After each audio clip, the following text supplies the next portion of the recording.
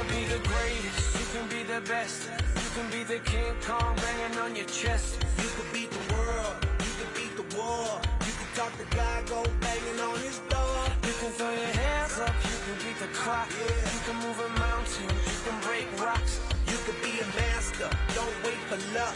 Dedicate yourself and you can find yourself Standing in the Hall of Fame. Yeah. And the world's gonna know your name. Yeah. 'Cause you're born with the crossfade. Yeah. And the world's gonna know your name. And you'll be on the walls of the Hall of Fame. You can go the distance, you can run the mile. You can walk straight through hell with a smile. You could be the hero, you get the gold. Breaking all the records they thought never could be broke. Yeah, do it for your people, do it for your pride. And you're never gonna know if you never even try. Do it for your country, do it for your name. 'Cause there's gonna be a day when you're Standing in the Hall of Fame. And the world's gonna know your name. 'Cause you're born with the crossfade. And the world's gonna know your name. And you'll be on the walls of the Hall of Fame. Be a champion. Be a champion. Be a champion. Be a champion. The walls of the Hall of Fame. Be students, be teachers, be politicians, be preachers. Yeah. Be believers, be leaders, be astronauts, be champions, be truth seekers. Be students, be teachers, be politicians, be preachers. Yeah. Be believers, be leaders, be astronauts, be champions. Standing in the Hall of Fame. And the world's gonna know your name. 'Cause you're born with the crossfade. And the world's gonna know your name. You'll be on the walls of the Hall of Fame. Be a champion, you can be the best. You can be a champion, hanging on your chest. You can be a champion, you can beat the world. You can be a champion, hanging on the wall. You can be a champion, you can beat the clock. You can move a mountain, you can break rocks. You could be a champion, don't wait for luck. Dedicate yourself to your life. Too much love drives a man insane. You broke my will, but what a thrill. Goodness gracious, great balls of fire. I let you love all I thought it was funny. You came along and woo, now honey, I've changed my mind. This love is fine. Goodness gracious, great balls of fire. Kisses, baby. Feels good. Hold me, baby. Well, I want to love you like I love you should. You're fine, so kind. Got to tell this world that you're mine, mine, mine, mine. I chew my nails and then I twiddle my thumb. I'm real nervous, but it sure is fun. Come on, baby. It drives me crazy. It's just great balls of fire.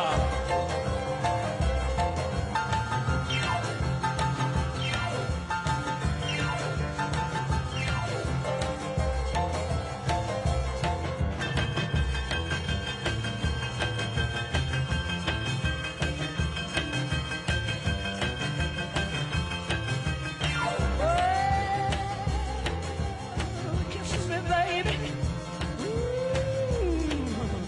Feels good. Hold me, baby. Well, I want to love you like I love is should. You're fine, so kind. Got to tell this world that you're mine, mine, mine, mine. Ain't you my nails and I twiddle my thumb. Real nervous, but it sure is fun. Come on, baby. Right away. Great balls of fire.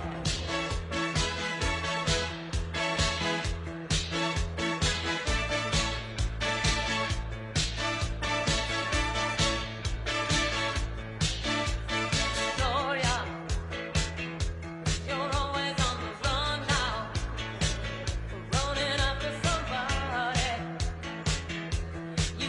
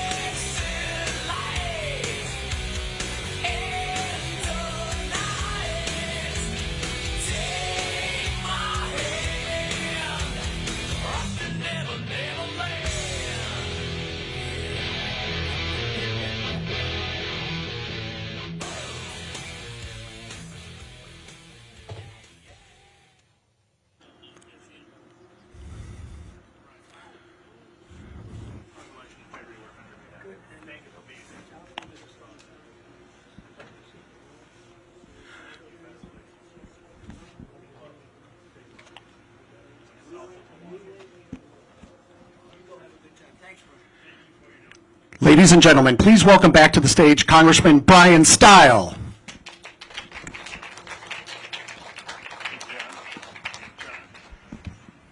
Are you excited President Donald Trump's in Wisconsin? It is exciting. President Donald Trump is in our state campaigning in two historically Democratic communities.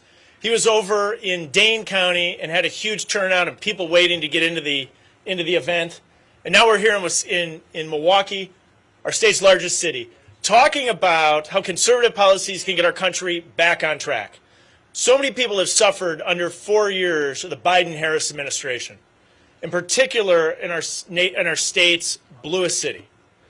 And when we think about the impact that the broken border is having here in Milwaukee and is having in Dane County, flowing fentanyl in, people that don't feel safe in their communities, when we think about the impact that inflation has had in our nation's bluest communities and our state's bluest communities here in Dane County and in the city of Milwaukee, where people can't afford the things that they need, and we think about the opportunity to give children a choice to choose the school that's best for them, to give moms and dads an opportunity to choose the school that's best for their child.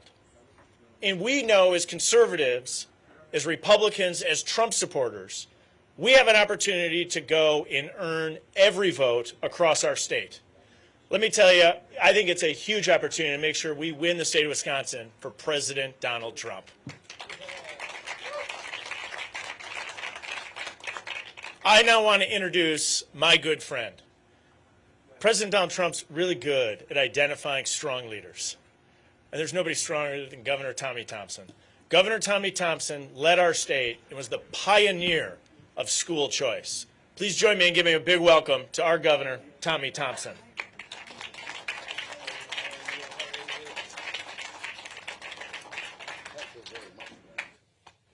Congressman, thank you as always. Do a great job. Looking forward to the election so you get reelected by even bigger margins. Congratulations to all of you. It's a great day in Wisconsin. Donald Trump called me and asked me, how do I carry Wisconsin? And I said, you run and you won 4 times, Tommy. You should know how to win. And I said, follow my lead, Mr. President. You got to go into southwestern Wisconsin. On Saturday, it was in Prairie du Chien. An overwhelming crowd. So many people that they could not get all the people in. Thousands were left outside. And I said to the president, you've got to come into Dane County. There hasn't been a presidential candidate in Dane County since 1996 when Bob Dole ran for president. Republicans stay away. I says, we have to go and we have to contest every vote in the state of Wisconsin. And if you go to southwestern Wisconsin, you go to Dane County with a rally and go into Milwaukee County, we are going to win Wisconsin. We just left Wanakee. It had a huge crowd.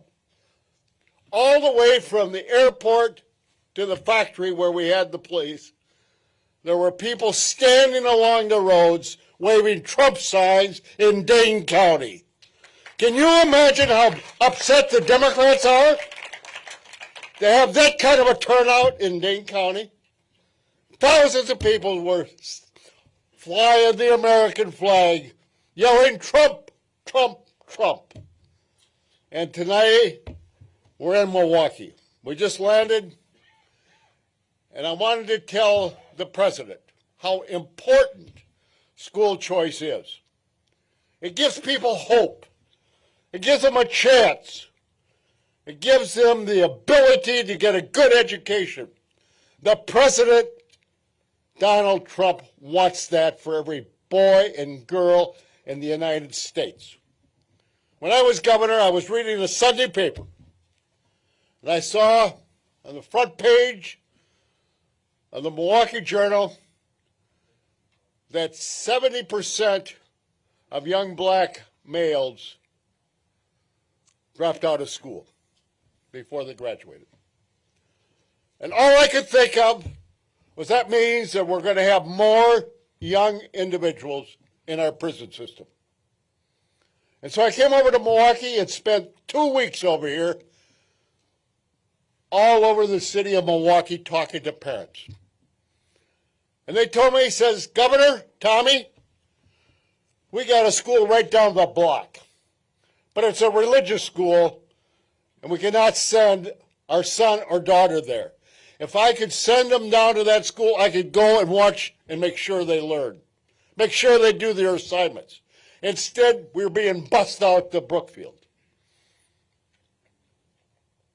And I then sat down with the ministers and the bishops of the black churches.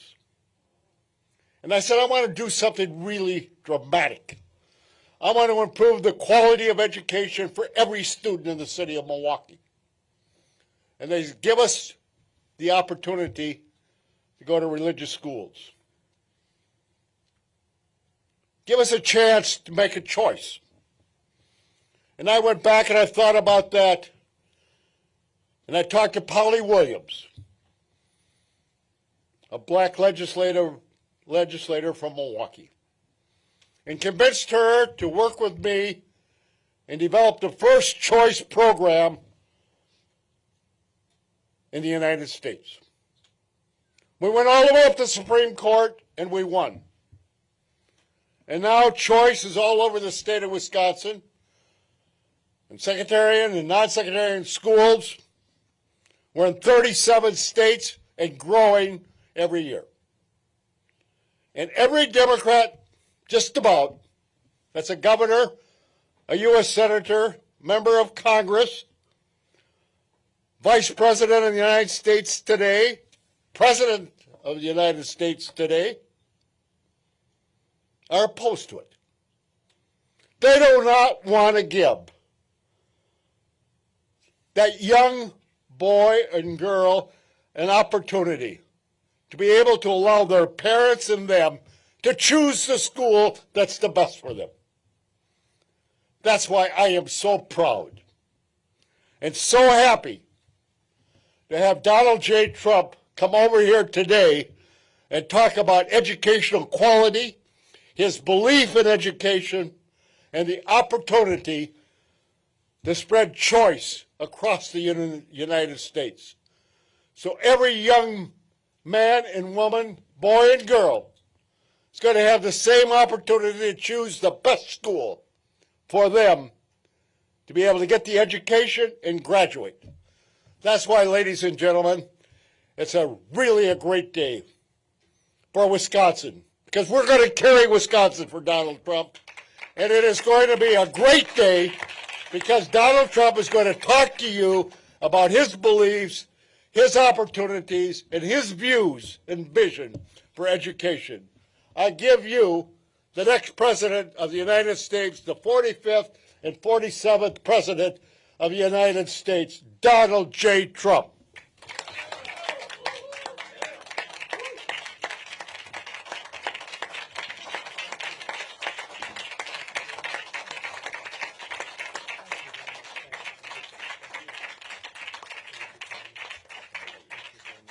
Thank you, everybody. Thank you. Well, thank you very much, everybody. It's an honor to be here. We're working very hard in this state. We're leading in the state. And with Tommy's help, we're going to win this state. And with everyone else's help also, we're going to win it. We won it once. We had great primaries here, and we think we did really fantastically another time. But we think we're going to win it very big. Tremendous enthusiasm. We've never had the enthusiasm that we have right now. So I just want to thank Governor Thompson, and thanks as well to Congressman Brian Stile. Thank you very much, Brian, for the job. Appreciate it. And everyone else for being here today. It's a very impressive looking group of media. This is largely a press conference. This is a big press conference. I was surprised they got that much hand. I don't know, was the press, were they clapping? Because that was very impressive. No, I was impressed, actually. But no, a lot of respect. We have to be together. Before we begin, I want to send our love to the millions of people who are still suffering from the aftermath of Hurricane Helene. Yesterday I was in Georgia to survey the terrible damage from the storm. It was terrible. And Georgia was hit very, very hard. They're doing a great job. Governor's doing a great job. Everybody, they're all working together. And we helped them out a little bit. In North Carolina, the biggest problem seems to be like zero communication. The poles are all down. The wires are all down. And they asked me whether or not I could help with Starlink. It's another genius concept of Elon Musk. And I called Elon, and they were having a hard time getting it. It's a hot thing. And Elon immediately got involved. And we have the most incredible that they did in one day. They got tremendous communication. They went from literally no communication to tremendous. So I want to thank Elon Musk for what he's done in North Carolina. A little bit help in Georgia, too, where they had some areas that had a hard time with communication. He hooked it up to the satellites, which he feels very confident in doing. He likes satellites, he likes rocket ships, satellites, and there's nobody better. He's something. He's a piece of work, I'll tell you. But he had it done in about 15 seconds. He said, look, it goes right up to the satellite. It's already back down. And they had so much, they had such great communication so rapidly. It's incredible, actually. And the situation in western North Carolina is very catastrophic, very bad. And they don't even realize the extent of it yet. A lot of people are missing. But we're going to be working with them, with North Carolina. Great people, great state. And we're working very hard with them to make sure that that it works out as well as it can. Amazingly, this is one of the biggest hurricanes anyone's ever seen. It's late in the season, very unusual. I guess the water was 20 feet high. And nobody expects that. People go up to their house and they think they're safe on the second floor, and they weren't safe. This was one of they call it the waterfalls. This was one of the biggest they've ever seen, so it's too bad. Very late in the season, too. You almost don't even think of it as hurricane season. Our hearts break for every family that has lost a home, and they've lost so much. They've lost everything in many cases. A lot of people don't have insurance, and we have to come together as neighbors and friends and fellow citizens to support those in need, and there's a lot of those in need right now. Unfortunately, I look forward to being back in North Carolina and Georgia very soon, and also Tennessee and Alabama. We had some big damage, but North Carolina was really hit. So we're going to work with them very hard and hopefully help them. We're here today to talk about how we're going to rescue American families from the nightmare of the Harris-Biden administration and launch a new generation of golden age for America. You know what's going on with the schools in our country. Not a good situation. Since Kamala Harris cast the deciding votes on the bills that caused the worst inflation in American history by far, by the way. Higher prices have cost the typical American family over $29,000, and you're continuing to pay $1,100 every single month, more than you were doing before. Nobody can afford that. Even if you get a salary increase, it's nothing compared to the kind of numbers you're talking about. Inflation is devastation. Inflation is country busting. It breaks countries. Look at Germany from centuries ago. Look at other countries, whether it's centuries ago or decades ago. Any country that goes through inflation, and we went through a really bad period. We're the worst in our history. 8.4 million Americans are now working second jobs, the highest in more than 38 years. And you now have to make $111,000 a year. That's a lot of money to afford an average home. A 46% increase since when I was president, so it's 46% higher. And that's not even including the cost of interest, because interest went from 2% to 11%. And you can't get the money at 11%, so it's not 11, it's a lot higher than that. With her colossal big government negotiations, Kamala Harris, who destroyed San Francisco and destroyed California. San Francisco is the best city in the country 18, 19 years ago. Bob Tisch, a friend of mine from Lowe's, many of you know Bob Tisch, he said it was the best city in the country. He was a businessman that had holdings all over. He said San Francisco was the best. He wouldn't believe it. He passed away a number of years ago, but he wouldn't believe what's happened to it. And he's also added an estimated $6,300 a year in regulatory costs onto the backs of every American family. So Kamala Harris has done this, and she's done it at a level like nobody's ever seen, with the help of Joe Biden. But I'm not sure Joe was involved, because I'm not sure he was involved in anything, to be honest with you. Now Kamala is coming back for more. So she ruins San Francisco. She ruins the state of California. And now she's coming back to destroy the United States of America, but we're not going to let it happen. As you know, she's a Marxist. Her father's a Marxist professor who nobody has spoken to. I'd love to talk to him. I would be interested in talking to him, actually. But we can't let this happen. We were way up on Biden, 21 points up on Biden after the debate. And they had a coup. They told him, you're not going to run. And he's not a happy man. He's pretending he's happy, but they took him out. He had 14 million votes. She had no votes. She was the first one that got broken in the primaries. She never made it to Iowa. She was the first one out, and now she's running. The whole thing doesn't make a lot of sense. She had many people that did much better. They had 22 people running, and she was the first one out. She went in, and she went out because people didn't like her. She wasn't good. And now she's the one that's representing the party, and the press gives her a free pass. And that's a little ridiculous, isn't it? Huh? But also never happened where we spent over $100 million on fighting Joe Biden, and then all of a sudden we're fighting somebody else. That's like a fight. The fighter's doing badly, and you say, okay, let's take him out and give somebody else a chance to win in the middle of the fight. So Kamala's plan is projected to raise the typical family's taxes by $2,600. And the tax queen, you know, they called her the tax queen in California because she liked taxes. I've never seen anyone win a race where they raise taxes all the time, but she liked taxes. This is definitely a unique election anyway. The tax queen also wants the largest small business tax hike in history and a 33% tax hike on American small businesses, which will send consumer prices skyrocketing. You think they're bad now. If Kamala gets 4 more years, she will crush family budgets with crippling energy costs thanks to her Green New Scam. The Green New Scam is one of the greatest, most difficult things to be watching. The real number they want is $93 trillion. They want buildings taken down and new buildings built without windows because it's more efficient. Let's do that. Let's just tell people you have a beautiful apartment, but you don't have any windows.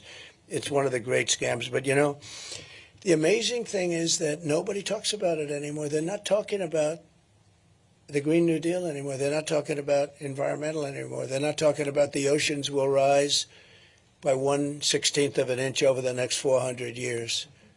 They don't talk about it anymore. Something's happened. I don't know what it is. I think maybe it's not selling too well anymore. They call it now climate change because global warming wasn't working because the planet's actually gotten a little bit cooler recently. But climate change covers everything. It can rain, it can be dry, it can be hot, it can be cold. Climate change, everything is. Look, and I believe I really am an environmentalist. I've gotten environmental awards, but I want clean, beautiful air and clean, beautiful water. That's all, crystal clean water.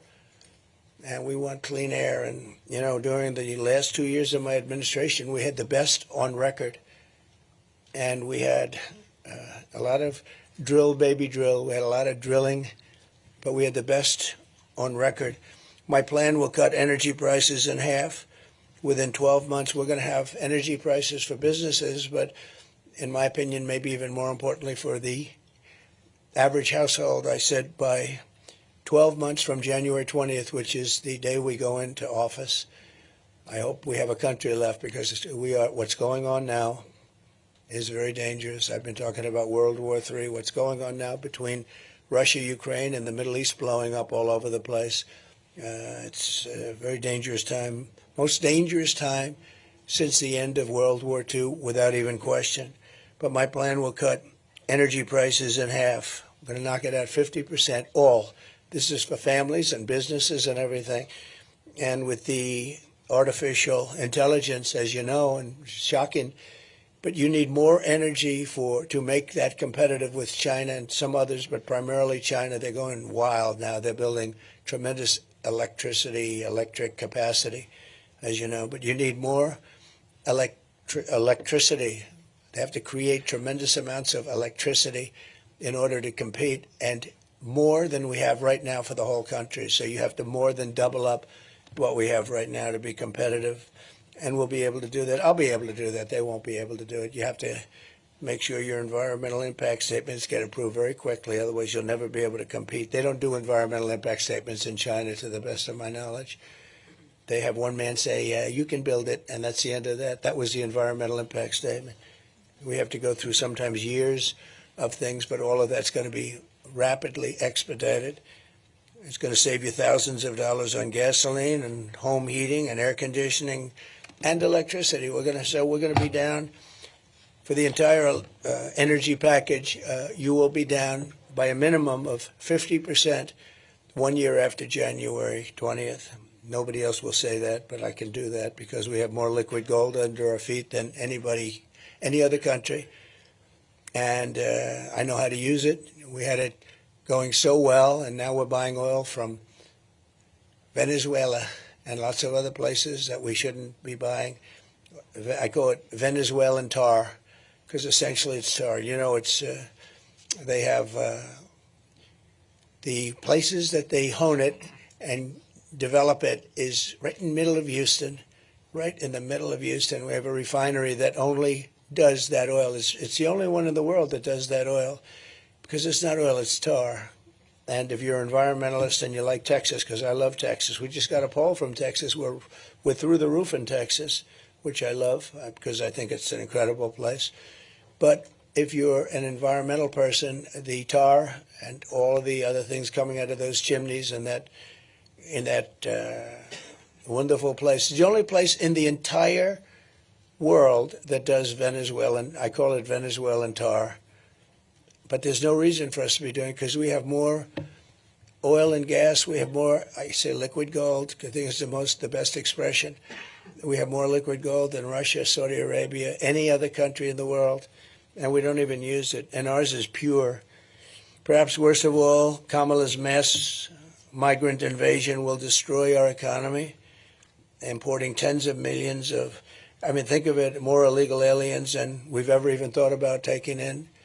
And for me to watch her the other night standing up at a television set saying, with a news conference saying how she's going to all of a sudden get involved at the border. Well, she was the border czar. She did a horrible job. She allowed 21 million plus people to come in, and many of them, and you've heard me say this many times, they came from prisons and jails. They came from mental institutions and insane asylums, and they came from terrorist camps where they trained them to come into the United States, and they come into the United States. Many, many terrorists. We have more terrorists come into the United States in the last 3 years than we have had in the last 30 years. And these are the real terrorists. These are the real ones. We have no idea who they are.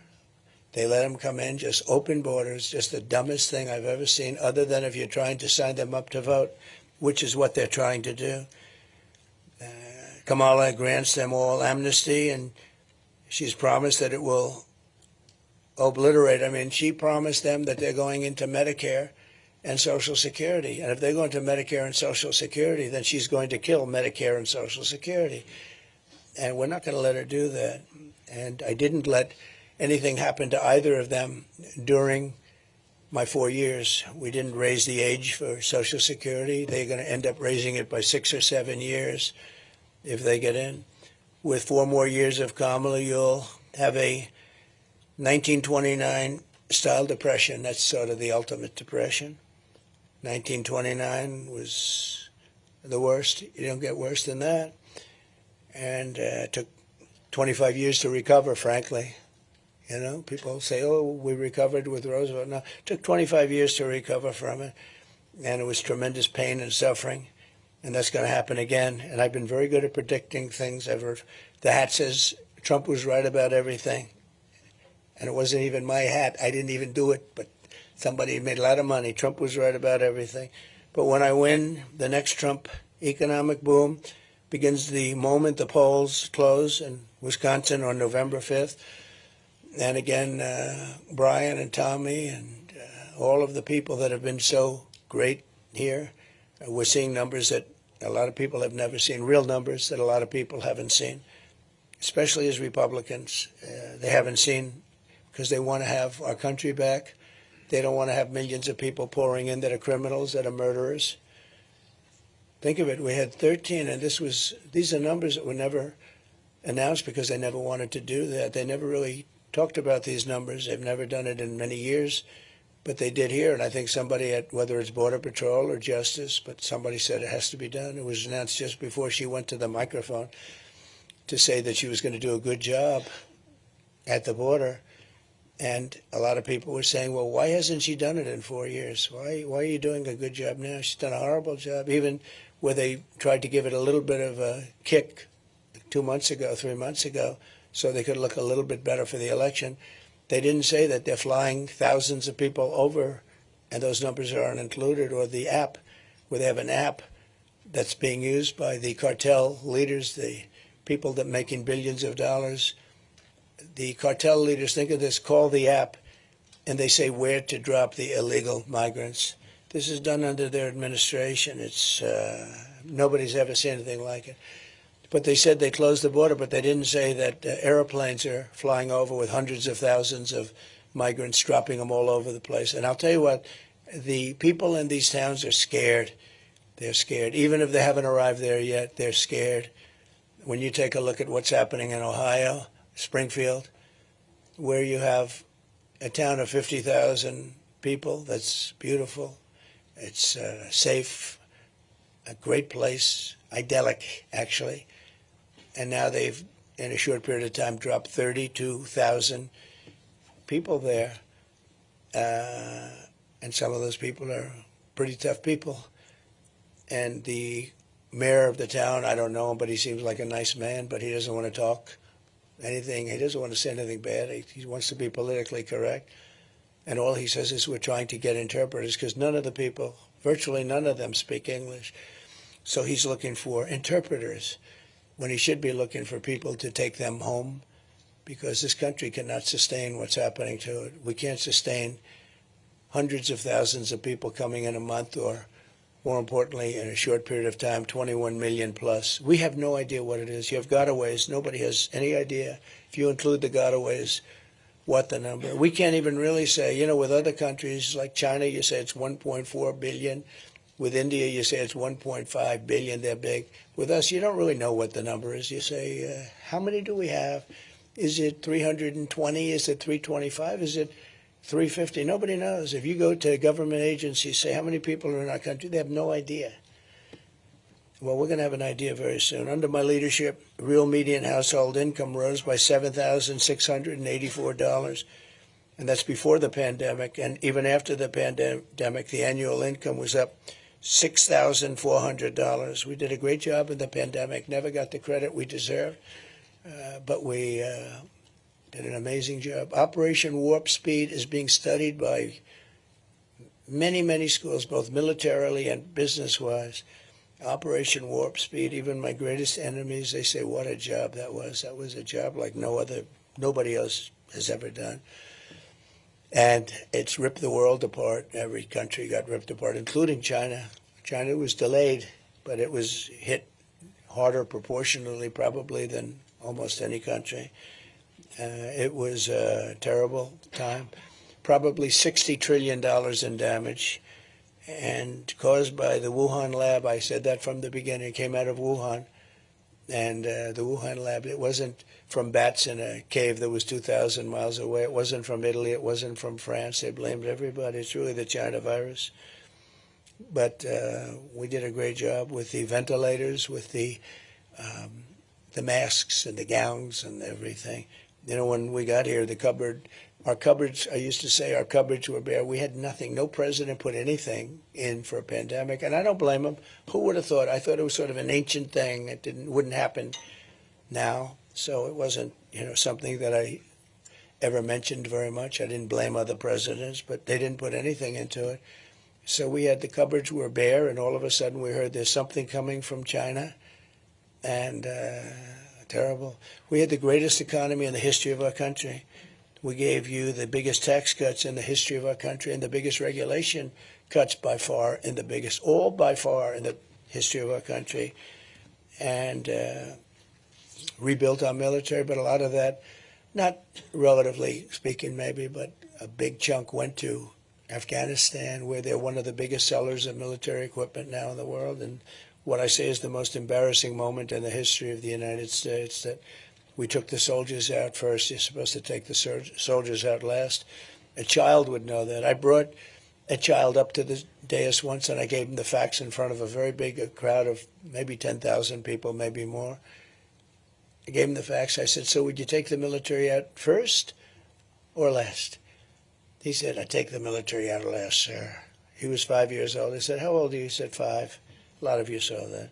As president, I will deliver gigantic tax cuts for working families, and we will have no tax on tips, no tax on overtime, and no tax on Social Security benefits for our seniors.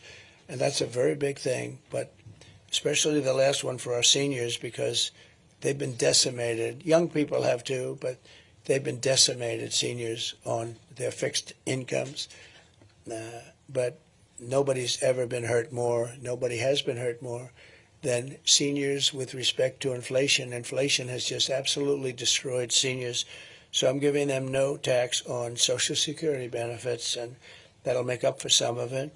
This was all created by Biden and Harris, although nobody knows, when I say Harris, nobody knows who I'm talking about. So Kamala. And while working Americans catch up, we're going to put a temporary cap on credit card interest rates of 10%, because those rates are going up to 22, 24, 26%. And it's not sustainable. It's not fair. So it'll be temporary, but we have to help people. They can't pay those rates. We're going to unleash American energy, drive the prices way down. We're going to stop the people from pouring into our border. We're going to have a mass deportation of criminals. We have to get the criminals out of our country. They're not going to help us. Again, you had 13,000, more than 13,000, to be exact, 13,099. These are murderers. These are murderers that have murdered, in many cases, about 30% of the cases, more than one person. And in some cases, more than 5 people. These are real murderers. These make our bad people look like innocent people. I know a lot of the talk from the radical left people was, well, these immigrants don't commit crime. No, these people are among the worst in the world. They come from the Congo in Africa. Many people from the Congo. I don't know what that is, but they come out of jails in the Congo. You know, they're letting their jail population come into the United States. Their jails are being emptied into the United States. Their gang members are being taken out of Caracas, Venezuela, and lots of other places, which was a rough city, rough, very dangerous city. And they're being delivered into the United States. They're gang members. And these are tough gang members. You see what's happening in Aurora, in Colorado. The mayor is petrified. He doesn't, I mean, he's petrified, but the governor is a mess. He doesn't know what the hell. He's a Democrat liberal, and they're taking over real estate, lots of real estate. The governor doesn't know what to do. And, you know, they want to be politically correct. They don't want to say anything. They're so afraid of saying anything and offending anybody. They have to go in. They have to get them out. But when you look at what's happened in Aurora, in Colorado, it's incredible. And Springfield is unbelievable. Again, a beautiful community, and now almost immediately, 32,000 more people. And these are people that have had a rough life, too. They're tough. Some of them are real tough, but they've had a rough life. It's not sustainable. It's not sustainable. People in Springfield are moving out. They have to move out. They're not going to be able to live there. I'm going to appoint Elon Musk, who's a fantastic guy, to lead a government efficiency commission tasked with saving trillions of dollars in fraud, waste, and abuse, and driving down inflation and driving down costs. We have tremendous fat. I mean, just one example. When I came in, I was asked by Boeing to sign a contract for the purchase of a new Air Force One, and which is actually 2 planes. A lot of people don't know it. In a way, it's 4 planes because it's sort of Air Force One becomes the plane that the president uses. And I was asked to do it, and I was able to cut $1.6 billion off the deal without any changes, except I was giving it a better-looking paint job. And we ordered new ones, because we have Air Force One is 32 years old, 2 planes, 32 years old. And you'd come and you'd land it next to some of these planes from Saudi Arabia and a lot of other places, United Arab Emirates is a beauty. But you'd land the plane, and the plane looked awfully shabby. It was time, 32 years old, so I got new ones. But I came in, and they asked me to sign a $5.6 or $5.7 billion contract. Now, they're very special planes, because it's like, people hear billions for airplanes, but they're very special. I can't even say you why, but I can't tell you that. I'm not supposed to. But they are very expensive but incredible planes from Boeing. And I said, I'm not going to sign it. It's too much. And Boeing came back, and they cut $400 million off just by my saying that. And I said, nope, it's too high. It has to have a 3 in the front of it. It has to have a 3. Because this was a 5, right? 5.6, 5.7 billion. I said, nope, it's too high.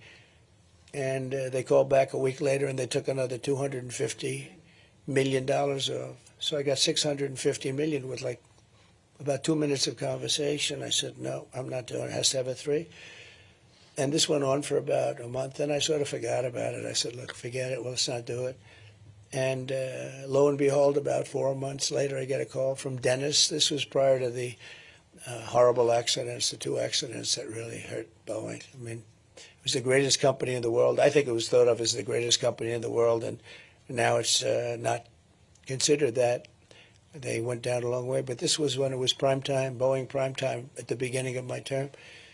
And they said, here's the story, sir. We thought we had a deal at $5.7 billion. We'll do it for $3,999,999,999.99. 1 penny less than 4. I said, you got a deal. So I saved about $1.6 billion. Same exact plane, nothing different. It's not like, oh, gee, we have cheaper engines, or we have no generation system, or the wings are smaller, or lots of things that you can do to cheapen it up. No, the exact same plane, except we had a much better paint job. And we saved $1.6 billion, and it took me like 3 months. And actually, the last part was the most effective, because I gave up on him, and he called up out of the blue. In fact, when he called, I said, the head of Boeing, what the hell does he want? That's always the best way to negotiate when it doesn't matter to you so much, right? I said, what does he want? And then he said, the plane that we've been talking about a few months ago? Yeah, tell me about it. That's when he made the best offer. So we saved $1.6 billion or $1.7 billion. For that. I said, so you're going to make $1.7 billion to build an airplane? That was the way I looked at it. And we have so much. Elon Musk is a master of that, and he's so into it because he loves the country so much. He endorsed me with the warmest endorsement. He thinks it's very important that I win because we're going to save our country. If these people win, we're not going to have a country. But we're going to have Elon do it, and he'll be able to save, I think, trillions of dollars. I really do. I think trillions of dollars. And nobody in the country will feel a thing except we'll save our country. And we'll then start paying down debt. But we have deficits. I think we're going to have a $2 trillion deficit with Biden this year, or Kamala. $2 trillion, it's not sustainable. You can't do that. And China's gotten totally out of control. As the deficit with China is incredible. The deficit with the European Union is massive, like $320 billion. And, we have a new one now, Mexico, because Mexico is starting to get a little rambunctious with the car business. And for those people in United Auto Workers, the head of the union is incompetent. The deal he made in allowing the United States to go to all electric is insane because people don't want to buy all electric. I think electric cars are great, but, it's market, a little percentage, probably 10%, I don't know, some percentage. I think they're great, but they don't go far. They're made in China, and they're very expensive. And not everybody can have them. They want everybody to have an electric car. It won't work. We don't have enough electricity right now to take care of our homes and our buildings in California. Gavin Newsom has a situation that's unbelievable. He's having blackouts and brownouts every week. And now we're supposed to, on top of it, feed cars all of this electricity, so it doesn't make, so I'll be terminating that on day one. And again, we're all for electric cars. I think it's great. I think Tesla, I think Elon makes great cars. And you know, somebody said, did he ever speak to you about it? Because you know the way I've been saying this for 2 years. It's a tribute to him. He never mentioned it to me once. It's pretty amazing. He didn't say, well, listen, you got to lay off, because I'm a big fan of electric cars, but not for everyone. You have to have gasoline-powered cars, and hybrids are great. And some new ones are coming on the market. We have hydrogen. Hydrogen is a hot one right now, but it is a little problem. It tends to blow up on occasion. And if it does blow up, you are unrecognizable. They will never be able to see who you were. Maybe a blood sample, but it's a bad blow up. I would say that's a serious problem, so I don't expect to be buying a hydrogen car for myself. But a lot of great things are in the marketplace because we're here in Wisconsin with the great Governor Thompson. He's a great man. He's a great politician, one of the most popular, I think the most popular politician in the history of the state. And it's an honor that he even does this. I mean, he just feels he's a little like Elon in that sense. He feels it's so important. But one of the founding fathers of school choice, I didn't even know that until a couple of days ago. But he's a big school choice. A lot of people are. I got lots of calls. I even got a call from Rupert Murdoch, who I have a lot of respect for. And he said, school choice. You have to go with school choice. That was just today. I said, I didn't know he was so into school choice, but he feels very strongly about it. He's a good man, too. I also want to talk about another way that we can help the American family supporting school choice for every child. And, you know, you have to do the school choice thing because right now we are just about at the bottom of every list, and yet we're number one on every list of cost per pupil.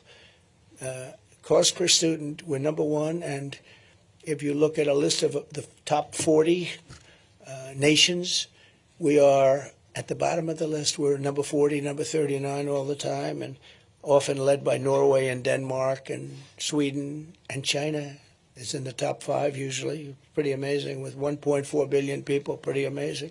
But China's in the top 5, and we're number 40, number 39.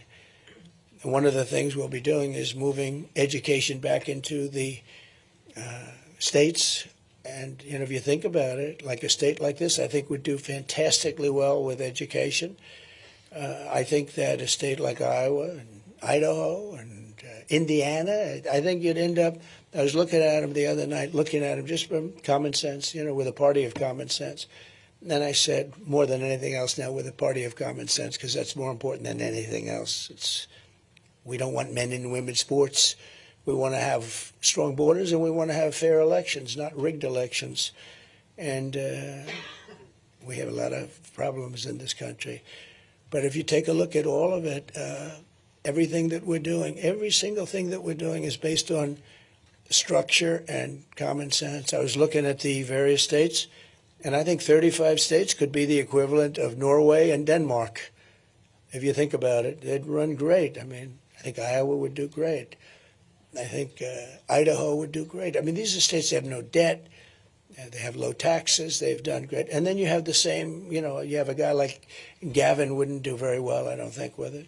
He signed a thing yesterday. Somebody told me, it's not confirmed, but he signed a document yesterday that said you're not allowed to ask a voter for ID, identification, and if you do, it's like a crime.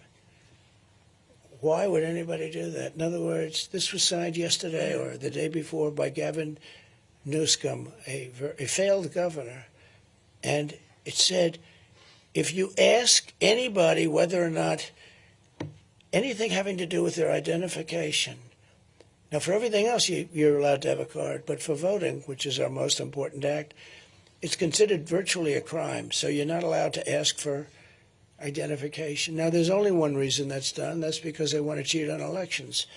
When you have something like that where there will be no asking, it's not a question of having voter ID, it's a question you're not even allowed to ask. And if you ask, it's a crime. That's only because of the fact that they want to cheat on elections. And we can be nice and we can be politically incorrect, but the only thing they're going to do there is cheat on elections. And we just can't let this happen.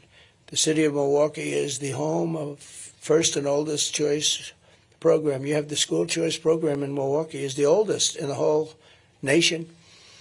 In Milwaukee, which has been run by Democrats for over half a century, it's incredible. Families are faced with one of the worst public school systems in the entire country, considered pretty much the worst, but there are some others that are right there with you, I guarantee you that. Only 16% of Milwaukee public school students are reading at grade level, and only 10% can do math at grade level. So you're talking about 16% and 10% can basically read or do math. School choice gives Milwaukee children a lifeline to a better education. 8th grade students in Milwaukee and in Milwaukee schools, choice programs are more than twice as likely to be proficient or advanced in math.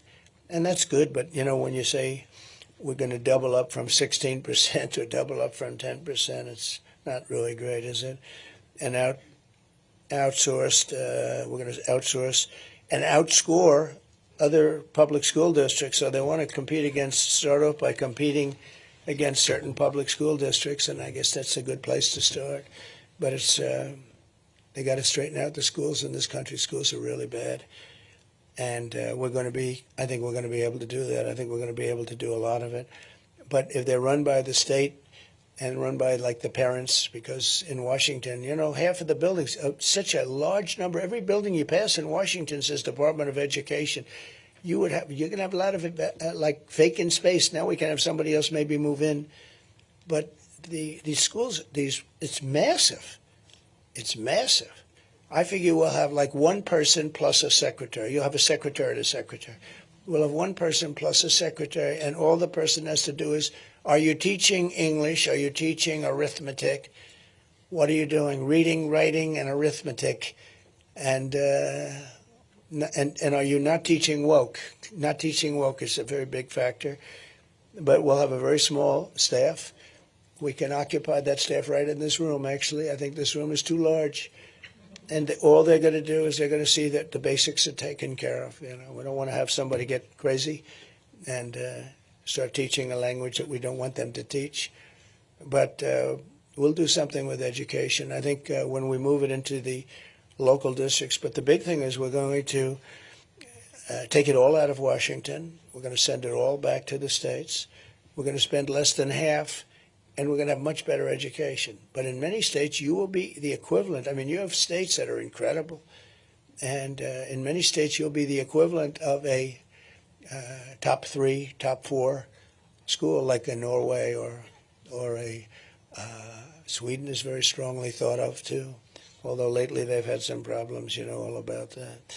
If you want a better education for your child, Kamala Harris stands in your way. Kamala and the radical left Democrat Party want to keep black and Hispanic children trapped in family government. I mean, I think that's really the reason. It's all Democrat we're talking about. You know, of the top 25 dangerous cities, virtually every single one of them is a Democrat-run city. So I think there'll be a lot of changes made. I really do. I just can't believe people can continue to go for this. But by contrast, I believe that school choice is the civil rights issue of our time. A child's fate should be determined by it has to be determined by their love of education, by their parents, by so many factors, but it can't be determined by a zip code, and no parent should be forced to send their child to a failing government-run school. I mean, in all fairness, they get into these schools, they're so bad. You don't give them a chance. We spend more money on education than any other country in the world. And I said before, much more money per pupil. We're number 1 on every list. And yet our public schools get worse, and the results get worse, and it goes just so horrible to see it. I mean, think of it, they graduate from public school and they can't read, they can't write. This is people that actually literally graduate, can barely read or write. Wisconsin private schools receive nearly $3,000 less per student per year through these school choice programs than public schools, yet they achieve far better outcomes.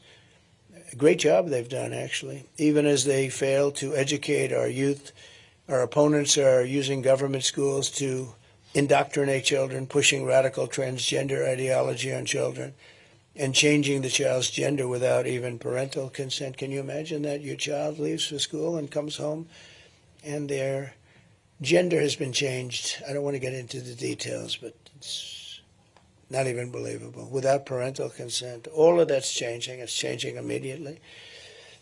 One of the things I wanted to mention with all of the people coming in, they're taking black and Hispanic jobs. The black population, their unemployment is way up over the last few months, and the fake news isn't reporting it. And the reason they're way up is the illegal migrants are taking the black population's jobs and the Hispanic population's jobs. And that's not fair. That's not a good thing. But that's what's happening. They come in, and many of these people, again, and many of them aren't. Many of them are criminals. Many of them are people that have murdered people we just don't know about. We know nothing about these people because they came in, they didn't have to report, they didn't have to give a piece of paper. I had Remain in Mexico, very strong. The president of Mexico approved it. I said, look, you're going to have to approve it. He said, I won't approve that. Why would I approve that? Why, am I stupid? I said, no, you're not stupid. You're very smart. That's our problem. You're too smart. He said, but you're going to approve it. And he said, why would I do that? I said, because if you don't, I'm going to put 100% tariffs on your cars coming in, and we're going to make a fortune. He said, like you said, I will approve it. Took me about 2 minutes. But that is one more reason why I'll fight for the right of every parent to send their child to a public, private, charter, or religious school of their choice. We have to be able to have school choice. School choice is very important. And the Democrats are very much opposed to it, as you know. And I have great faith in teachers. You know, I don't care if they're union or non-union. I have great respect for teachers. I've had some teachers that were so good, had a lot to do with my life. Now, some people would say they did a really bad job with him, and that's possible. That's possible. But no, they had a lot to do with me. I will tell you, I have great respect for teachers at a level that few people would understand. We want federal education dollars to follow the student rather than propping up a bloated and radical bureaucracy in Washington, D.C., which is what we're doing now ultimately. We want to close the Federal Department of Education, and we're going to do that, and we're going to move it all back into our states. And as I said, some states are going to be unbelievable, and some states are not going to do a good job. The ones that aren't going to do a good job are the ones that aren't doing a good job now and everything else. We're joined today by two beneficiaries of school choice here in Wisconsin, sisters, Michaela and Leah Lawrence. Where may you, look at you. Look. Both attended St. Marcus Lutheran School, a high-performing K-8 private school. And it's a choice school in the inner city, Milwaukee. And I love Milwaukee. We had such a great convention here. They treated us so well. I also like the result. If I didn't get the right result, I probably wouldn't like Milwaukee. I got a great result. But it was beautiful. The building was beautiful. We're going to come here. I believe my people are working. We're going to come here in the same arena. The arena was great. And we're also going to go to Green Bay. We're going to be announcing it pretty soon. Green Bay for a big one. We're going to have two big ones, very big ones, maybe a third of a little bit more of this nature. But we're going to do your basketball arena. We're all sort of set. And we're going to do Green Bay. We'll do it the day before the game as opposed to the day of the game. But Michaela graduated with honors from high school in May and is going to school for dental hygiene. And Leah is now a senior in high school, a wrestler, wow, at Wisconsin Lutheran, who went to the state finals twice, wow, and is currently scouting engineering schools across the country. She's looking at a really great engineering school. So Leah and Michaela, if you could come up, I'd love you to say a few words, please. Thank you.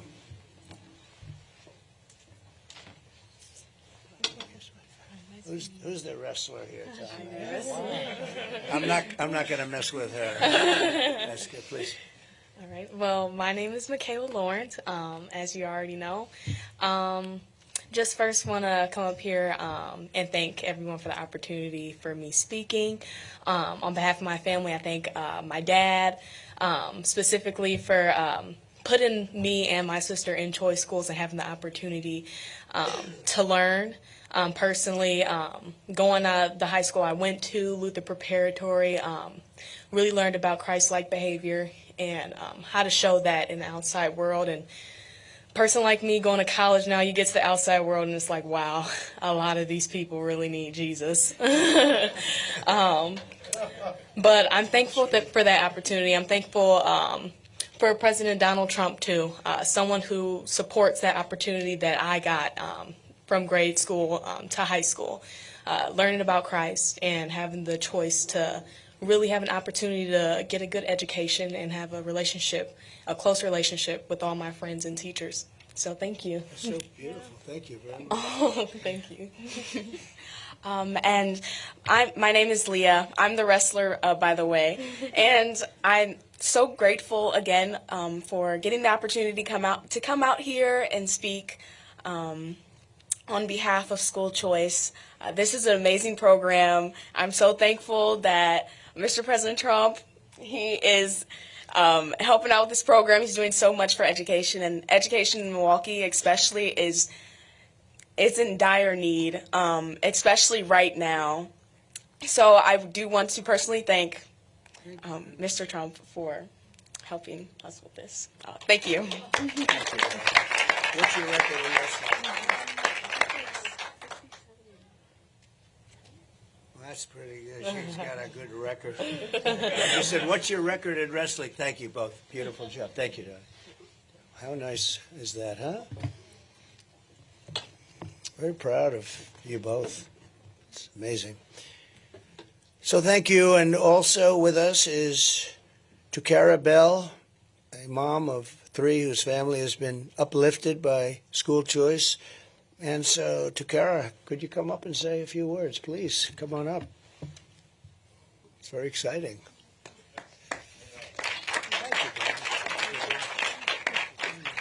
Thank you all for this opportunity. I really appreciate it. I am a mom of 3. We benefit from the School Choice program. This is my daughter, Cynthia Dunlap.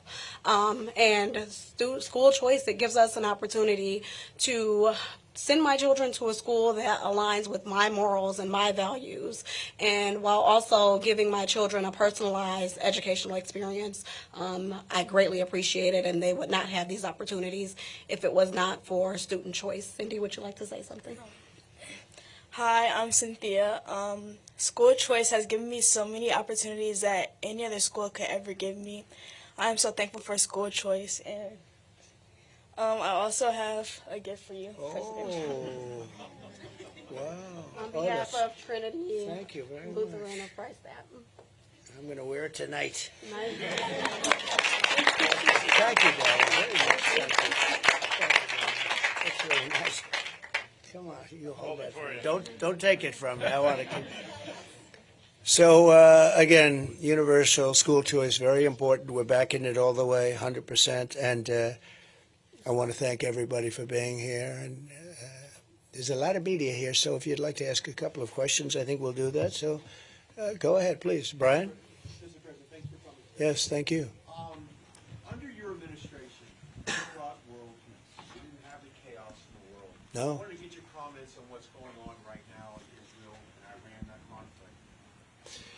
Brian, I think it's the most dangerous time we've had, certainly since the end of the Second World War. I think it could end up being a world war. You have two hot spots, and you'll probably have a third, maybe with Taiwan. But you have Ukraine and Russia, and that's out of control. I met with President Zelensky, and I got along very well with President Putin. I think I can get it solved, but we should get on and immediately have to. I think I would like to be able to solve it while president-elect. If I get elected, I'm going to work on that immediately. It's going to be my first 2 phone calls. And my second is going to be We're going to close the border immediately and have people come into our country, but legally. And my third will be drill, baby, drill. You know, it's like not too complicated. But that series of calls, I think is going to be very important. That war, millions of people are being killed. I don't think people recognize how many people are being killed. I don't think it's being properly reported. It's a horrible, horrible war. And then you see what's happening even today. You know, where is that going to stop? And, you know, you have to give Israel a lot of credit for being able to protect itself. You look at these forces, they shot down almost 200 rockets today. But this is not the way anybody should have to live. So we're going to obviously be very involved in the Middle East. This would have never happened. We did the Abraham Accords. I think everybody, including Iran, would have been in the Abraham Accords had I taken over as president. I think even Iran would have been in the Abraham Accords ultimately. It would have been great for everybody, and you would have had peace in the Middle East. We got 4 countries solved, and very respected countries, as you know. They were signed up. And then when Biden took over, they haven't signed one country. I would have had every country in the Middle East would have been signed up. The only question would be Iran, and I think they would have, you know, for certain reasons, I think they probably would have been there too. It would have been peace in the Middle East. Instead, this is just tearing it apart. This has really been bad. But they have to finish that process. However it turns out, they have to finish the process. This is a little bit like 2 kids fighting in the schoolyard. Sometimes you have to just sort of let it go a little bit, and we'll see what happens. But it's really caused by a lack of respect for the United States of America. This would have never happened. Israel would have never happened. October 7th never would have happened. Russia never would have invaded Ukraine. And for 4 years they didn't. They would have never invaded. We wouldn't have had inflation. We wouldn't have had, not the withdrawal, because we were withdrawing. We're the ones that got it ready to withdraw. But we wouldn't have had that horrible, most embarrassing day in the history of our country. And a lot of other good things would have happened. And right now we have a world in chaos. I always quote Viktor Orban because he's a very respected, tough guy. They always say, he's a tough guy. Well, I guess they're all sort of tough guys. But Viktor Orban said, if Trump comes back, you won't have any wars. You won't have any wars. And he's about as tough as they get. And he said it loud and clear. And he said why. You know, but you won't have any wars. So I just want to see look, there's no huge benefit. I think Europe has to pay up more because it's very unequal, and they have to pay up more for that, and they have to do it now because we have an ocean in between. It's much more important to Europe than it is to us, but we want to see that war taken care of, and we certainly want to see peace in the Middle East as soon as it's possible. All right? Thank you very much. Yeah. Please.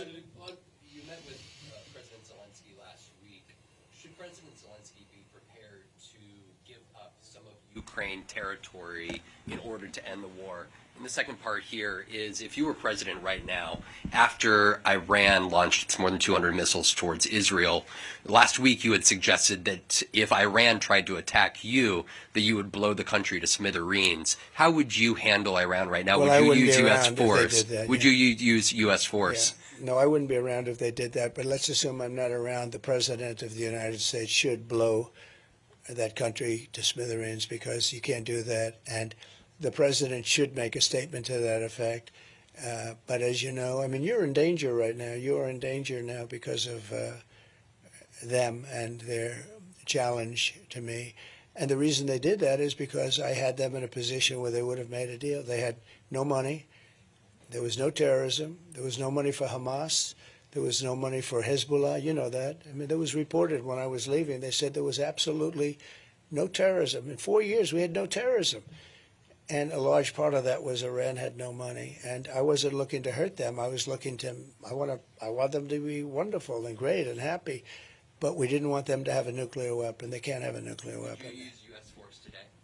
Well, I don't want to say what I'd use because I don't want to give up negotiating abilities so I don't want to say exactly. But they understand where I stand, and we have to get back to being at least a partially civilized world. What's going on today? They sent 200 missiles over to Israel. And now people would say, well, now it's Israel's turn, right? That's what happens. It goes back and forth. It could happen for a long time. Should have never happened.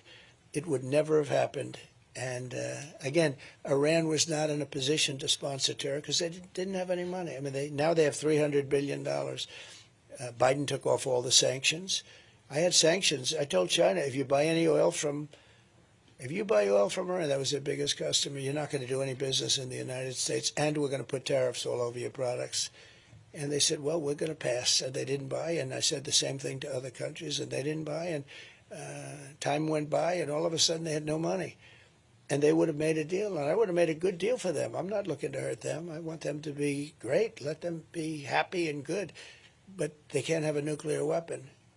And now they're very close to having one. And it's very dangerous for the world. Very dangerous for the world. I mean, the biggest problem today, in my opinion, the biggest risk is the nuclear weapons, the weaponry. It's so powerful today. And I know because I rebuilt the United States military. During my term, I rebuilt it. We had fighter jets that were 50 years old. And we have all F-35s, and we have great planes now. We have largely new. We gave a lot of it to Afghanistan, stupidly. New goggles. They had the newest goggles. They had the best goggles. They never fought at night because they couldn't see, but now they can fight at night. They have the goggles. They have the trucks that are armor plated. Think of the 70,000 trucks. 70,000. Go to the biggest used car lot in America, and they probably don't have more than 400 or 500 cars available at any one time. We have 70,000 trucks, many of them millions of dollars each, armor plated with the finest 4, 5, 6-inch armor on these trucks. And we gave it to them. And they sell the equipment. And they're one of the largest sellers of military equipment. They're selling the equipment that we gave them. Who would do that? Who would be so stupid to do that? Who would move the military out first? Because, you know, they have American hostages. Most importantly, we lost 13 great soldiers. And of tremendous importance, we have many soldiers that lost their arms and their legs and were just obliterated because of stupid people. We should have left from Bagram, not that base. We had it all mapped out. And we had options. We had a lot of things they had to do, everything they had to do. And they weren't doing it. And we said, good, the deal's dead. And then they did it. We would have had that. It was perfect. It was a beautiful thing. It was going to go well. And they respected me. They respected me. Remember, we didn't have one soldier killed in 18 months in Afghanistan. The Taliban, that's their fighter. And I spoke to Abdul, the head of the Taliban, a couple of times. But I explained to him, you can't do that. You can't do that, Abdul. And from the time I spoke to him, we didn't have not one fighter killed, not one American soldier killed or even shot at for 18 months. And then I left, and we had these clowns take over, and it all blew up. It was not going to blow up. It was going to be good.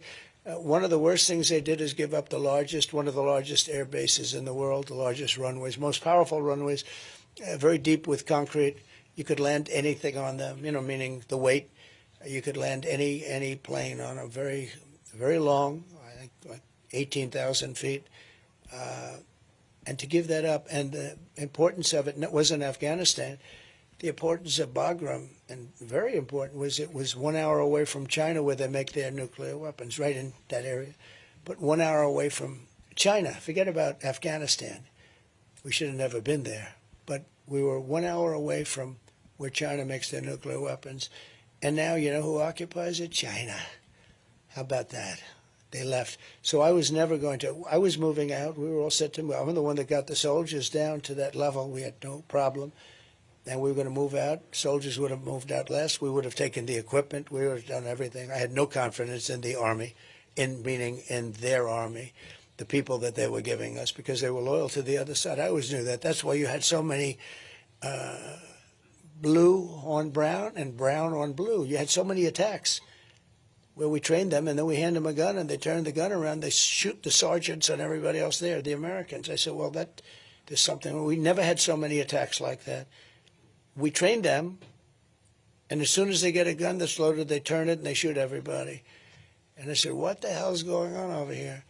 And they're tough fighters, too, but they weren't. The reason The reason they were even in there is because they were the highest paid soldiers in the world. When Mattis would say, sir, they're fighting for their country, well, they weren't really fighting for their country, because otherwise you wouldn't have had so many, I call them turnarounds, where they turn around and shoot you.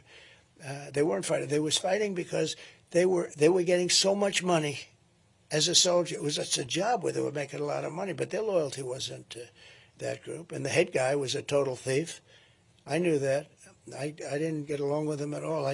He left with bags of money in a helicopter, and there were bags of money at the end of the runway. How stupid can Americans be? The world doesn't respect us because we've made so many stupid moves. I mean, this guy left with bags of money, and I said he was no good for years. I said he was no good. I met with him a couple of times, fine, but that whole thing was collapsing. But they weren't loyal to us. They were loyal to themselves. Good fighters, great fighters, I will tell you. Among the best. They were actually they could take a knife. They were like Rambos. It's like putting 1,000,000 Rambos. Good old Sylvester Stallone was my friend. But it's like putting 1,000,000 Rambos. Somebody explained that to me. They're great fighters. It's like putting a Rambo. Give him a knife, and that's all he needs. And by the time he finishes, he'll go down and he slits the throats. Look at what happened with Russia with them. Look at what happened. So many different wars. They fight tough, but now they have great equipment.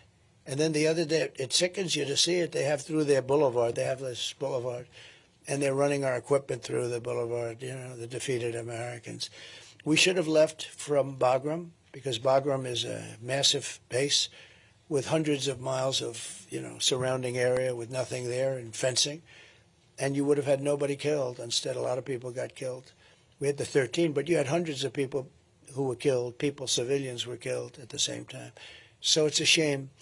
Again, common sense. We have to use common sense. They should have never left. That's like an inner city airport, and it was packed. You couldn't even move, and then a bomb went off and just was so destructive. And so sad, because I got to know the parents of the 13 soldiers, most of them, and they're incredible people. They were treated very unfairly. Biden never called them. Kamala never called them. And then on top of it all, in the debate, she said, we have no soldiers fighting at all. We have no soldiers. We have soldiers fighting. They were very inside. She had no idea. She has no idea what she's doing. And it's very sad. Okay. On Ukraine, did you urge Zelensky to be prepared to cede some of Ukraine territory? I didn't say anything because I think it's too soon. I listened. But I think a deal is there to be had. Absolutely. That's what I do. What I do is I make deals. Do you think that that's what a deal will have I think to that include? he will make a deal.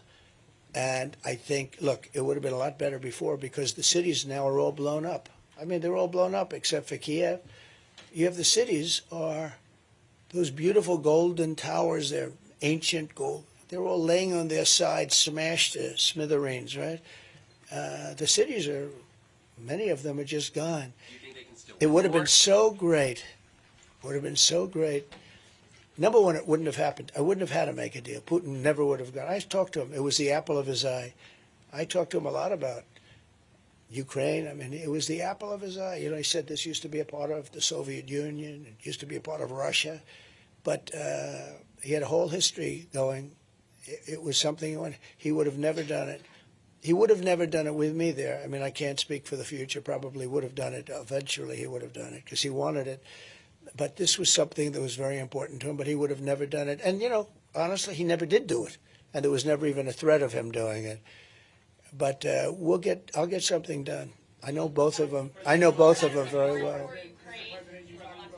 Mr. President, you talked about early voting in Dane County today. I talked about what? Early voting in Dane Yeah. County today. Nearly 500,000 Wisconsin voters have received their ballots already. Now they're returning them in the mail, ballot drop boxes. For you to win, I'm curious what you tell voters who are skeptical of that process after they've heard you talk about things like fraud or one-day voting. Well, I think people are going to watch the process a lot closer. Last time we had COVID, people couldn't even get out. You had no security in rooms. People were afraid to go. Even security people, you couldn't get security. It was a terrible thing that happened last time. If that didn't happen, we'd have a much different country today. You'd have a much different world today. But last time we had COVID, and to be honest, I mean, you take a look at the security. The security was non-existent. No security guard wanted to go out because they didn't want to catch COVID. Big, strong guy, and we say, oh, you'll be great. And then he says, I'm not going out. I don't want to die. And it was a very sad thing. They did a lot of bad things, including not getting legislative approval for some of the things they did.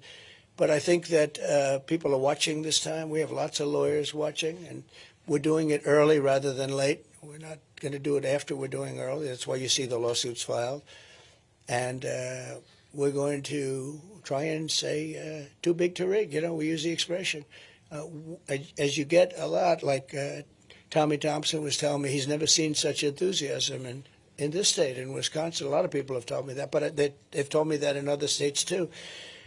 And typically I poll, you know, we're leading. You saw the polls came out today. We're leading. But typically I poll very low. And then, in other words, people, it's a little, you know, I'm not sure it's the nicest. They say, look, we don't want to tell you, and then they vote for Trump, right? That's why the exit polls were so wrong on number one. They didn't want to say who they're voting for, and then the exit polls reflected that. And then at the end of the evening, I won. But all I want is a fair election, that's all. Just a fair, honest election. I hope we're going to get that. Do you trust the process this time around? Did I what? Do you trust the process this time around? I'll let you know in about 33 days. No, look, I'm in 33 days. Yeah, go ahead, please. Blue. Thank you. Thank you. First of all, do you think Israel should retaliate to these missile attacks from Iran? But also, do you believe that you should have been tougher on Iran after they had launched ballistic missiles in 2020 on U.S. forces in Iraq, leaving more than 100 U.S. soldiers injured? So, first of all, injured. What does injured mean? Injured means you mean because they had a headache, because the bombs never hit the fort. So just so you understand, there was nobody ever tougher in Iraq. They had no money with me. They would have made any deal with me. I would have had a deal made within, literally, I would have had a deal made within 1 week after the election. They were dying to make a deal. And when you say not tough, they had no money. They had no money for Hamas. They had no money for Hezbollah. And when we hit them, they hit us. And they called us. And they said, we're going to shoot at your fort, but we're not going to hit it. And if you were a truthful reporter, which you're not, you would tell the following: none of those very accurate missiles hit our fort. They all hit outside. And there was nobody hurt other than the sound. It was loud. And some people said that hurt, and I accept that. But they told us that they were going to do this and that they weren't going to hurt. And they wanted us to know that because they didn't want us to retaliate. But I essentially bankrupted Iran. They had no money for, and it was a big story. There was no money for Hezbollah. There was no money for Hamas. There was no terrorists. We had no terror attacks. And I think I would have ultimately gotten along with, but there was nobody ever that was tougher on Iran than I was. I took their money away, and they behaved. And I will say, and I said it many times, what Biden should have done, he should have made a deal with them in that first week because they were dying. They had nothing. They were dying to do it. But they did just the opposite. They took all the sanctions off. I had the sanctions that were the toughest. It's like a lot of people say with Russia, well, I was the one that ended the Nord Stream 2 pipeline. You know that. I think you admit that. I ended it. And then when Biden came in, he approved it. That was the biggest thing ever that Russia's ever done, was the biggest pipeline just about in the world, going to Germany and various places in Europe. And I ended it. And there was nobody tougher on Russia than I was. But with Iran, it's a very sad situation. But we could have made a deal with Iran, and all of this would have never happened. And the reason was I was the toughest by far. Nobody was ever tougher on Iran. But they did. They called us and they told us, we have to retaliate only in the sense that, and they, you know, I think people know this, we have to retaliate, but we're not going to hit anybody. Just keep your people inside the military base. And that's what happened. The rockets hit in all areas. And of the 18 rockets that were launched, 6 of them self-destructed, 12 of them approximately, 12 of them arrived. And when they arrived, very accurate rockets, missiles. And when they arrived, they missed the fort. But they had to do that. And I thought it was a very nice thing because they didn't want us to retaliate again. But I was the one that started that. Okay. We've got this port strike that Yeah, that's a big deal. it's a big Look, Americans are already struggling with inflation under Kamala Harris. How does this supply chain issue going to build up and once again be another disastrous economic episode under Kamala Harris? It's massive. It's massive. Those workers are very important to the lifeblood of our country, and it's a massive thing. But don't forget, they've been hurt very badly with inflation. You know, those workers, some people would be upset with them and some people not, but those workers were very badly hit with inflation. And, you know, they're not happy, and they do a good job.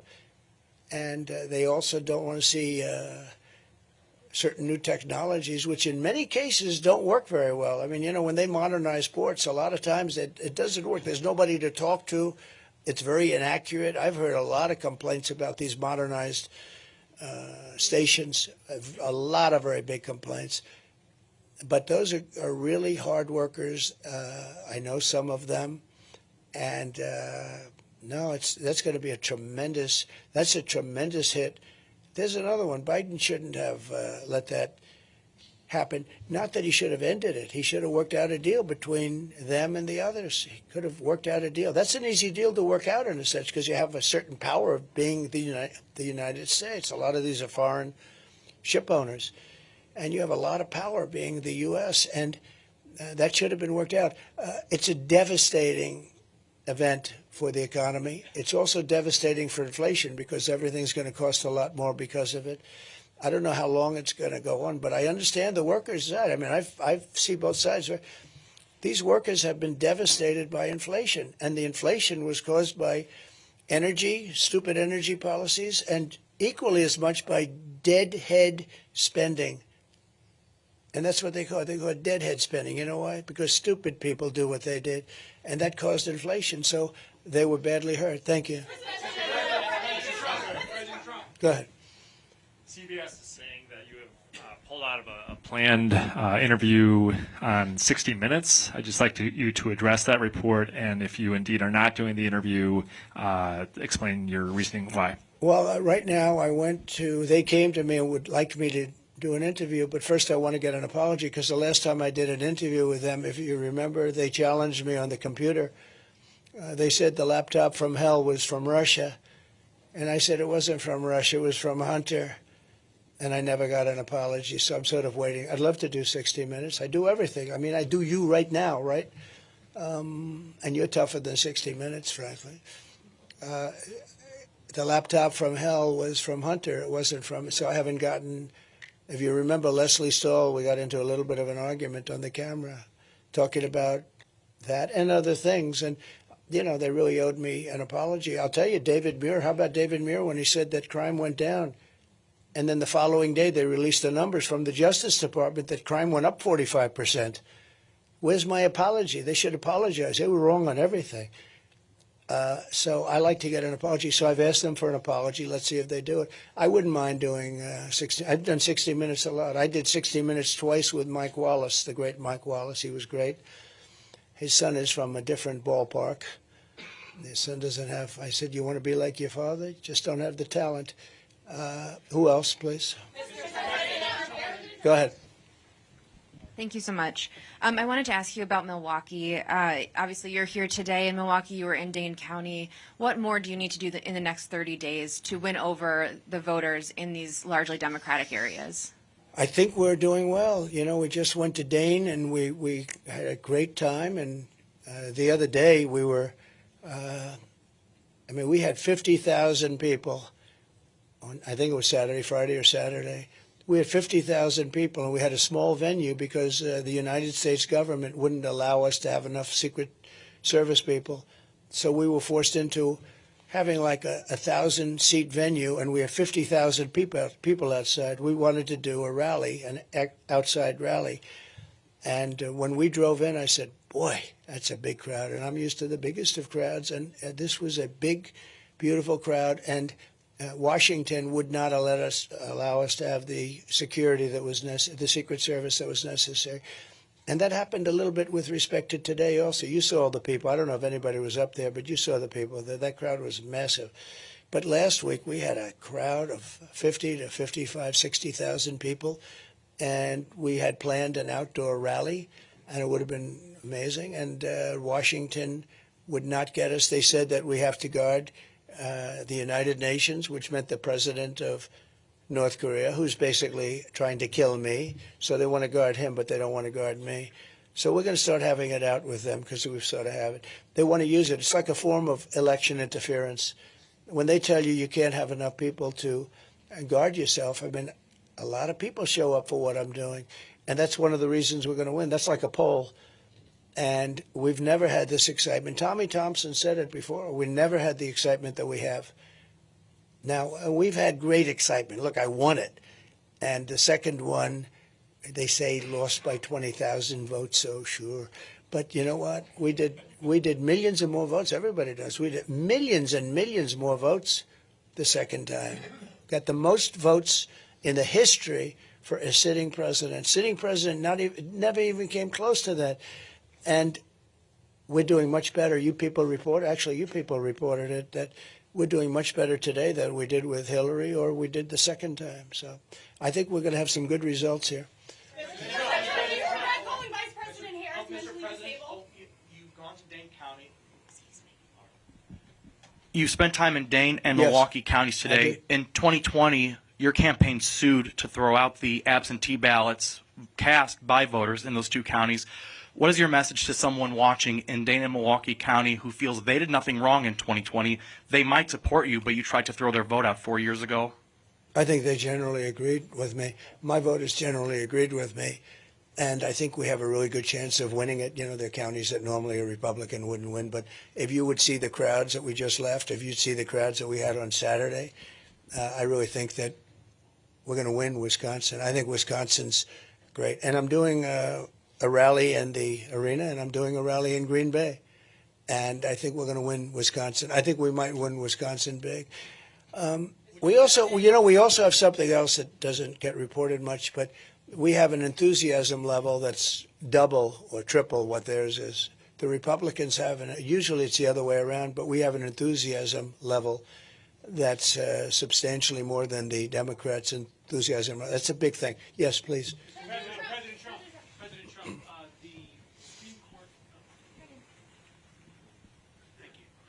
the Supreme Court term begins next week. Yeah. If you were to get another Supreme Court pick, what positions must a judge hold for you to consider them? Honesty, integrity.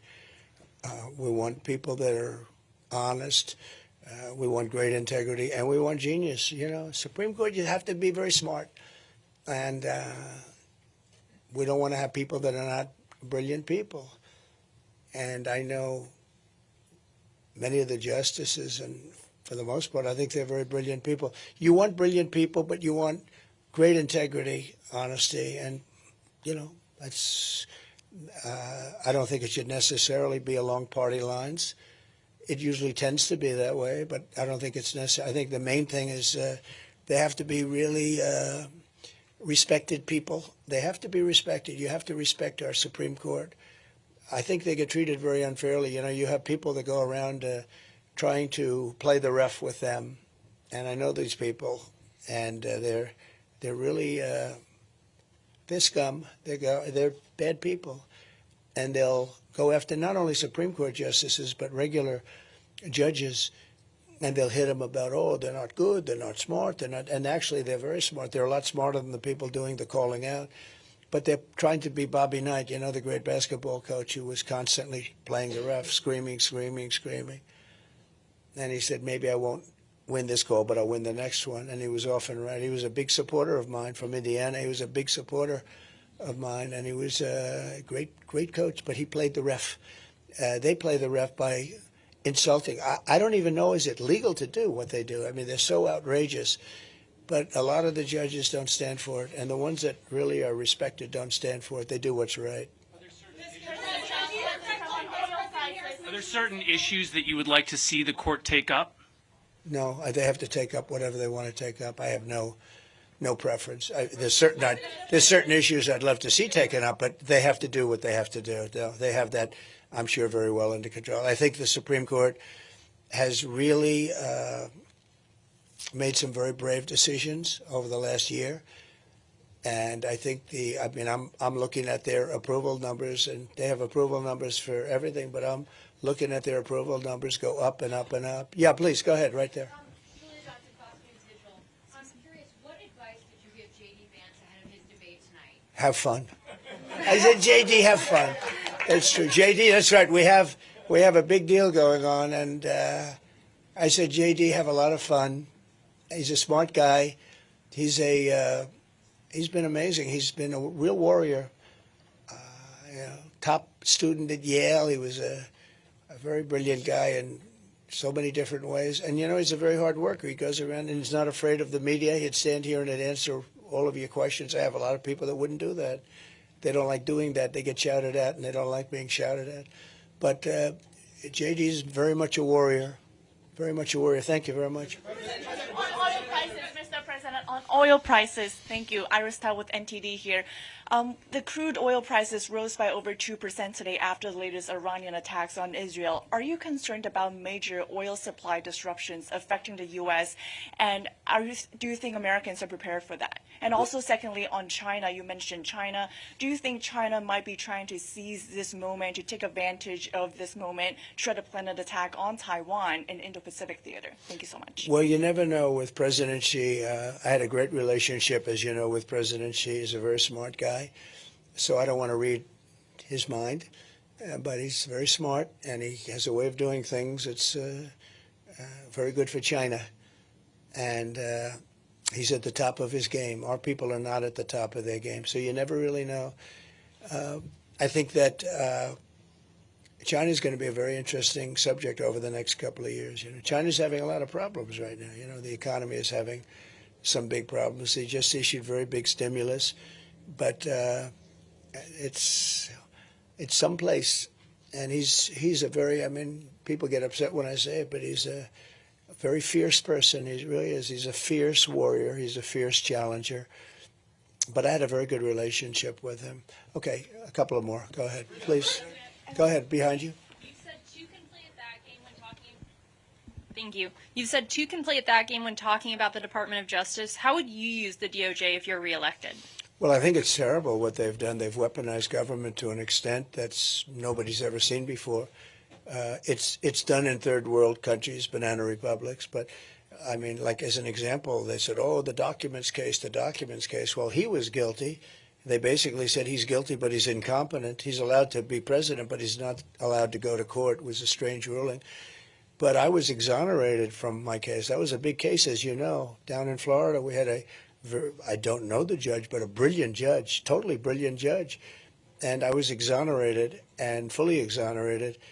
And I can only say this, that, when I stand here and I watch the questions being asked by people that are somewhat hostile, many people that are fair. You have a lot of different talents in this room. I was just thinking to myself, I really, all I want to see is fairness. Our country needs you so badly. The media, you're like the policemen and women of the world. You're so important. You keep politicians honest. You keep politicians from doing really bad things. It's so important. And it's so important that the media be fair and really improve, because I watch how unfair it is and how one-sided it is. And you need the media to really buck up in this country, because nobody's ever seen anything like it. And I can tell you, I don't want any favors. I just want fairness. I want like a level playing field. And if we can get the media back to a level playing field, that's going to do a lot for the good of our country, because we have to make a comeback. Our country is a failing nation. This is a failing nation.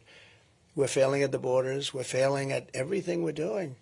You look at the numbers. We lost $2 trillion this year. $2 trillion. People don't report that. Our country, we have a deficit of $2 trillion. It was never a deficit in the history of the world like that. And one of the reasons I'm going to bring Elon Musk in to negotiate a lot of that. He's very good at it, and he's a great guy, and he loves the country. He really loves the country.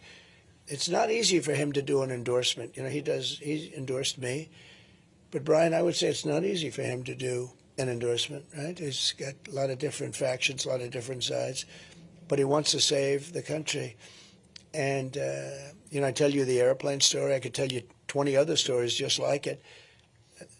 We have to be a lot different. We have to run a lot different. We are a failing nation, but we're not going to be a failing nation for long, I predict.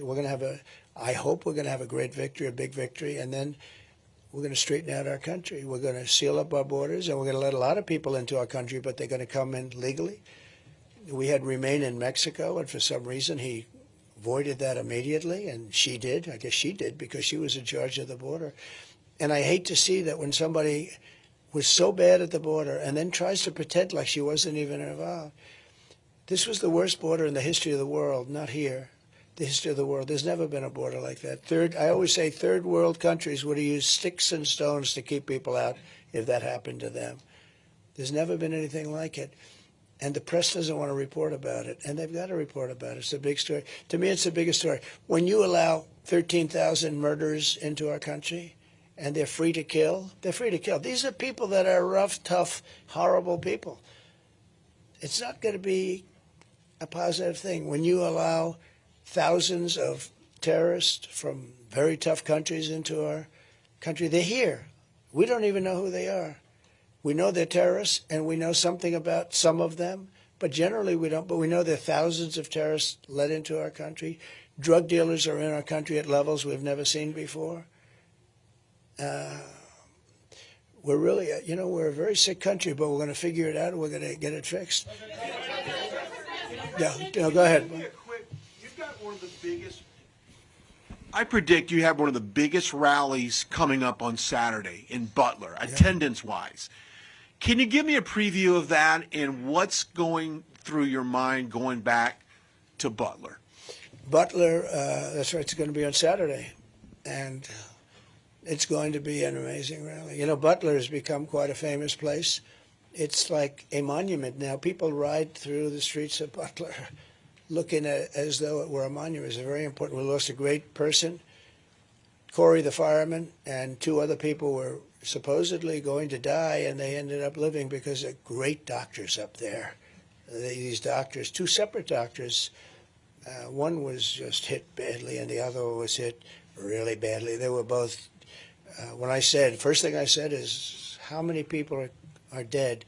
Because, we had a massive crowd as far as the eye could see, and there was no empty areas, so when bullets are fired, they're going to hit people. And these are AR-15 bullets. They were going over my head. I heard them. I didn't know you could hear bullets, but they are 4,000 miles an hour or something, and they're going over my head. And I was amazed that they just said three. They said, probably 3 dead. That was my only, and then 2 of the 3. And I'm very happy to report a friend of mine, some people have heard this, but he said, I'd like to make a contribution. These people live good. There's no crime there. It's beautiful in many ways, but not a lot of money. And they had a great relationship. Corey and his wife was really nice, and 2 daughters. He was killed jumping on top of the daughters. He didn't want the daughters to be hit. And when he jumped on top, he got hit. He got hit really badly. There was a National Guardsman that was seated 9 seats away, and we're going to give him something for what he did. Corey was hit in the head, bleeding profusely, and this National Guardsman went over to Corey, saw that he was still living, and gave a mouth-to-mouth resuscitation. And nobody's ever seen anything like it. And it was tough. And then Corey died. But for that man to do that was amazing, actually. So, I'm very pleased to report. So a friend of mine, rich guy, member of Mar-a-Lago, said, I'd like to make a contribution to the family of Corey, the firefighter. And I said, well, that would be nice. And I said, where is it? He gives me a check, and it was for $1 million. I gave it to Corey's wife, $1 million. But bigger than that, we did a GoFundMe, and I think we picked up about $6 million, and we're giving her, I guess, about 4. She'll end up with about $5 million. And she said to me, I'd rather have my husband. I understood that. It was such a beautiful thing to say. But she said, I'd rather have my husband. Now, they never saw $1 million or $5 million. This is a tremendous amount of money for them. and the other gentlemen are getting more than $1 million apiece. And we went out, and that was the public. I mean, it's amazing. So we're going to be there on Saturday. It's going to be a really big event, and it's going to be something. We'll celebrate the life of Corey, I think, and I want to celebrate the two gentlemen that got hit really bad. I mean, you know, and we should celebrate their doctors. Who would think you go up into sort of the country, right? The country, and you have two doctors that took two men that were so badly wounded, and they saved their lives, right? And just very talented people. There are a lot of talented people in our country. So that'll be exciting. And the question is, how am I going to start the speech? And I think I was going to say, as I was saying, because that's about where I was. I was very early, and if I didn't have that chart, which I always bring up, I rarely bring it up, but when I do, it's always at the end of the speech, and it's on my left. And here it was the first moment of the speech, and it was on my right. Had I not made that turn, I would not be speaking to you people today, and some of you would be extremely happy about that, I suspect. But I want to thank you all, and I'm now going to Texas, going to Houston, and we have some big things there, and we're traveling. I think I'm booked every single day for 33 days, and as you probably have heard, I've worked for 17 or 18 days, wouldn't you say, in a row, and I'm working even when I'm not working, but we're doing a lot of things. We made a lot of different speeches. We're starting up the rallies again, very big, and we have more enthusiasm than we've ever had, and all we want to do is very simple. We want to make America great again. Thank you all very much. Thank you. Thank you.